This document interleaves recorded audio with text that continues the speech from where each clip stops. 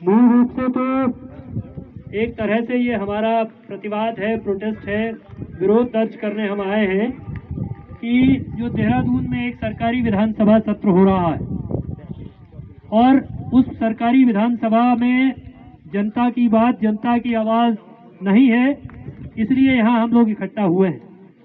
लेकिन बात शुरू करने से पहले मैं एक सवाल यहाँ से सबसे पहला जो उठाना चाहता हूँ, वो पहला सवाल महत्वपूर्ण है।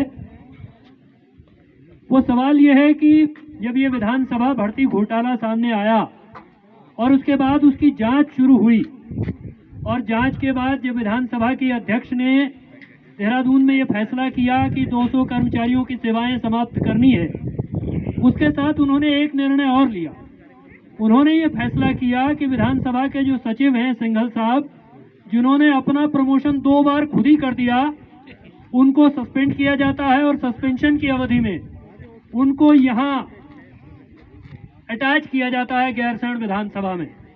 तो हमारा ये सवाल प्रशासन के लोगों से और इस विधानसभा को देखने के लिए, यदि पुलिस के अतिरिक्त कोई होता हो तो उनसे पहला प्रश्न ये है कि वो सिंघल साहब कहाँ हैं। हमारे आदरणीय सम्मानित मीडिया के लोग यहाँ हैं, डॉक्टर साहब हैं, जोत सिंह भाई साहब हैं, तो मेरा उनसे भी निवेदन है कि ये सवाल थोड़ा सा प्रशासन से पूछें कि भाई वो सिंघल साहब जिनको विधानसभा की अध्यक्ष ने यहाँ अटैच किया था, वो यहाँ है कि नहीं है। अगर हैं तो जो भी ज्ञापन देना है हम उनको दे देंगे। तो ये पहले प्रशासन के लोग, इंटेलिजेंस के लोग थोड़ा पता लगा करके बताएं कि यहाँ कोई है कि नहीं है, कोई आदमी यहाँ बसता है कि नहीं बसता है, जिसको यहाँ अटैच किया गया है उसको यहाँ होना चाहिए। क्योंकि अगर विधानसभा के अध्यक्ष के यहाँ अटैच किए जाने के बावजूद वो व्यक्ति यहाँ नहीं है, तो जो सस्पेंशन की अवधि में, निलंबन की अवधि में जो गुजारा भत्ता मिलता है, जीवन निर्वाह भत्ता मिलता है, तब वो सिंघल साहब को कैसे मिल रहा है जहां उनको ज्वाइन करने को कहा गया, अगर वो वहां नहीं है तो। ये पहली बात। और ये विधानसभा का सवाल, क्योंकि इसके साथ साथ जो बात आई कि यहाँ विधानसभा क्यों नहीं करनी है, तो जिस समय गर्मियों का मौसम था उस समय कहा गया कि यात्रा सीजन का दबाव है। अब कह रहे हैं कि भाई सर्दियां हो गई इसलिए नहीं कर सकते, ठंडा बहुत है। तो एक तो इस बात को मैं कहना चाहता हूं, हम लोग बहुत साल से इस बात को कह रहे हैं कि ये जो ग्रीष्मकालीन और शीतकालीन राजधानी की अवधारणा है, ये औपनिवेशिक खुमारी है। अंग्रेजी में इसको कहते हैं कि कॉलोनियल हैंगओवर है। अंग्रेज इस देश में आए और 1911 में उन्होंने दिल्ली को अपनी राजधानी बनाया, और चूंकि दिल्ली में गर्मी लगती थी इसलिए गर्मियों के महीने में अंग्रेज देश की राजधानी को शिमला ले जाता था।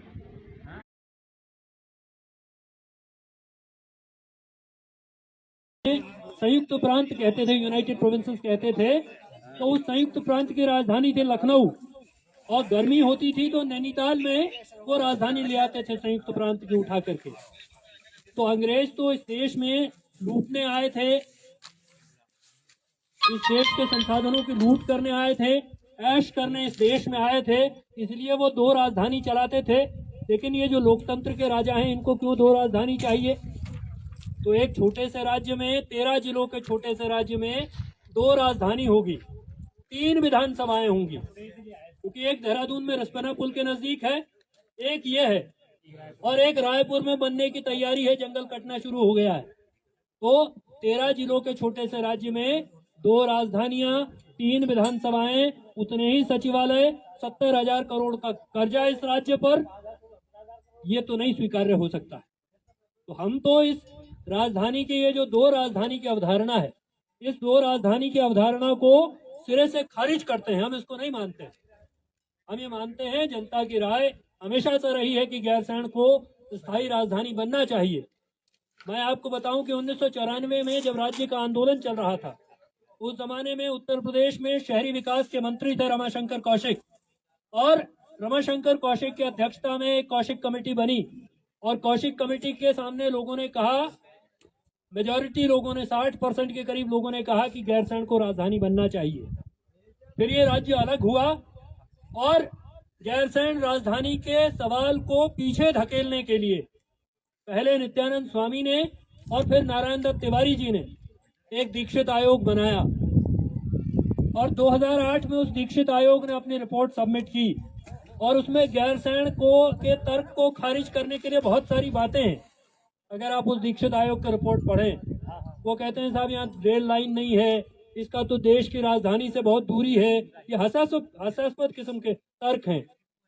नॉर्थ ईस्ट के सारे राज्यों की राजधानियां दिल्ली से बहुत दूर है, तो क्या करेंगे? धक्का देकर के दिल्ली के नजदीक लाएंगे उनको। उसने कहा कि यहाँ बाढ़ आने का खतरा है, लेकिन पीने का पानी का संकट है। ये दीक्षित आयोग की रिपोर्ट में लिखा है। लेकिन इस सब के बाद, ऐसी हास्यास्पद बातें करने के बाद, उन्होंने कहा कि जनता के बहुमत की राय गैरसैंण को राजधानी बनाए जाने के पक्ष में है। तो 1994 की रिपोर्ट और 1994 के बाद 2008 और 1994 के बीच का फासला कैलकुलेट करिए और उसमें लिखा है कि भाई जनता के बहुमत की राय तो जनता को गैरसैंण को राजधानी बनाए जाने के पक्ष में है। तो ये जो लोग हैं जिनको आज ठंडा लग रहा है, मैं आपसे कहना चाहता हूं कि हमारे यहाँ बहुत सारे इलाके हैं ऐसे जहां से लोग पलायन करते हैं, सर्दियों में मैदानों की तरफ आते हैं। हमारे जनजाति के लोग हैं, वो पलायन करके नीचे के इलाकों में आते हैं। उनका 2 स्कूल होता है, 2 पोलिंग बूथ होता है। ऐसे इलाके हैं जहां सर्दियों में रहना संभव नहीं होता। लेकिन ये जो जगह है, यहाँ से लोग पलायन नहीं करते। तो इसका मतलब है कि प्राकृतिक रूप से यहाँ इतनी सर्दी नहीं होती कि यहाँ आम लोगों को यहाँ से पलायन करके जाना पड़े। तो जब आम लोग यहाँ रह सकते हैं, तो मंत्रियों को, मुख्यमंत्रियों को, विधायकों को कोई खुले छत के नीचे, खुले आसमान के नीचे नहीं रहना था, सारी सुख सुविधाओं के भीतर ही रहना था। इसलिए ये हास्यास्पद किस्म का तर्क है, ये हास्यास्पद किस्म का बहाना है, ये मैं कहना चाहता हूँ। तो ये तो राजधानी की बात है। बाकी बस 2-3 बातें और मैं जोड़ना चाहता हूँ कि पिछले कुछ दिनों में इस राज्य के भीतर जो घटनाएं हुई, जिस तरह से हमने देखा कि 20-22 साल से इस राज्य के भीतर नौकरियों की जो लूट है, जो संसाधनों की लूट है, जल जंगल जमीन की लूट है और जो जीवन की लूट है, आम लोगों के नौकरियों पर हमला है, उनकी नौकरियां छीनी जा रही हैं, उनकी नौकरियां हड़प की जा रही हैं। विधानसभा से लेकर के UKSSC से लेकर के और तमाम जगह हमने देखा कि किस तरह से पिछले 20-22 सालों में वो जिस पार्टी की सरकार रही, लेकिन हमारे नौजवान लड़कों के भविष्य के साथ खिलवाड़ करने का काम उन्होंने किया। विधानसभा के भीतर आपने देखा कि जो विधानसभा इस बात के लिए है कि वो राज्य को चलाने के लिए विधान बनाएगी, उस विधानसभा में अपॉइंटमेंट का कोई विधान एग्जिस्ट नहीं करता था। वहां दोनों पार्टियों के अध्यक्षों ने कहा कि हमारा विशेषाधिकार था, इसलिए हमने अपने चहेतों को नौकरियां लगा दिया। अभी हाईकोर्ट का डिसीजन आप पढ़िए, उससे साफ हो रहा है कि किस तरह 2017 में भी वित्त विभाग की राय के खिलाफ, कार्मिक विभाग की राय के खिलाफ विधानसभा में नियुक्तियां हुई और किस तरह से इस सरकार के समय भी वित्त विभाग की राय के खिलाफ जाकर के, कार्मिक विभाग की राय के खिलाफ जाकर के मुख्यमंत्री ने अपने विशेषाधिकार का इस्तेमाल करते हुए उन नियुक्तियों को मान्यता प्रदान की, उन नियुक्तियों को वैधता प्रदान की। विधानसभा से लेकर तमाम जगह ये जो नौकरियों की लूट है, और उन नौकरियों के अलावा लोग बाहर रोजगार करने जा रहे हैं प्राइवेट में। तो जैसा हर्ष अंकिता भंडारी के साथ हुआ, वैसा उनके साथ हो रहा है। एक नौजवान लड़का उस अग्निवीर की भर्ती में भर्ती होने गया और एक्स्ट्रा सतर्कता दिखाते हुए, एक्स्ट्रा कार्रवाई करते हुए, बिना किसी शिकायत के लक्ष्मण झूला की पुलिस ने उसको उठा लिया। केदार भंडारी उसका नाम था। उसको पुलिस ने बंद कर दिया। फिर वो कह रहे हैं कि वो तो थाने से भाग गया, हमने तो उसके साथ बहुत सम्मानजनक व्यवहार किया। और सम्मानजनक व्यवहार करने के बाद ये हुआ कि वो थाने से भाग करके नदी में कूद गया। ऐसा कैसा सम्मान करती है पुलिस भाई किसी का, कि उस सम्मान को वो बर्दाश्त नहीं कर पाता और थाने से भाग जाता है। और आज की तारीख तक भी जब अलग अलग तरह के वर्जन, जब वहाँ SSP बदल गई हैं, तो पिछले SSP का बयान था, इनका भी बयान था कि हमको तो पता चला, हमारे पास शिकायत आई, वो जो परमार्थ निकेतन वाले हैं जिनके खिलाफ हाईकोर्ट में अवैध कब्जा करने का मुकदमा चल रहा है, हाईकोर्ट में मुकदमा है, उनके कहने पर आज की तारीख तक भाई उनके यहाँ भी CCTV फुटेज होता होगा, तो कोई CCTV दिखाए कि भाई ये देखो ये लड़का चोरी कर रहा था। उन्होंने शिकायत नहीं की। आज की तारीख तक भी पुलिस ये नहीं बता रही है कि उसके खिलाफ उन्होंने एफआईआर लिखवाई कि नहीं लिखवाई। और अदालत के आदेश के बाद 2 लोगों के खिलाफ, जो उस समय वहां कोतवाली के प्रभारी थे इंस्पेक्टर, उनके खिलाफ और चौकी इंचार्ज थे, उनके खिलाफ अदालत के कहने के बाद मुकदमा दर्ज हुआ है।